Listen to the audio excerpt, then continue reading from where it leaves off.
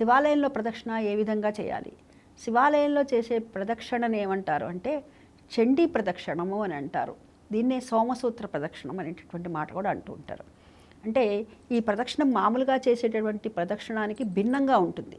అయితే అందరూ కూడాను వెళ్ళినటువంటి శివాలయానికి వెళ్ళిన ప్రతి ఒక్కరూ కూడాను ఈ విధంగా చండీ ప్రదక్షిణం చేయాలి అనేటటువంటి నియమం లేదు. ఇప్పుడు మిగతా దేవాలయాల్లో ఏ విధంగా అయితే కనుక చేస్తారో అదే విధంగా ప్రదక్షిణ చేసుకోవచ్చు. మన ఇంట్లో కావచ్చు, మిగతా దేవాలయాల్లో చేసినట్టుగా చేసుకోవచ్చు. అయితే చండీ ప్రదక్షిణం చేస్తామని అనుకునేటటువంటి వారు మటుకు శివాలయంలో చండీ ప్రదక్షిణం అనేటటువంటిది ధ్వజస్తంభం దగ్గర నుంచి ఇలా ఎడం వైపుకు తిరుగుతారు. ఎడం వైపుకు తిరిగితే వెనక వైపుకన మనకి గమనించినట్లయితే సోమసూత్రం ఉంటుంది.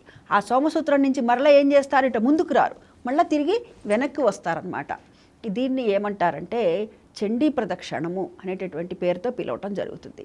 ఈ శివాలయాల్లో ఉండే ప్రదక్షిణానికే దీనికే చండీ ప్రదక్షిణము లేక సోమసూత్ర ప్రదక్షిణము అనేటటువంటి పేరుతో పిలుస్తారు.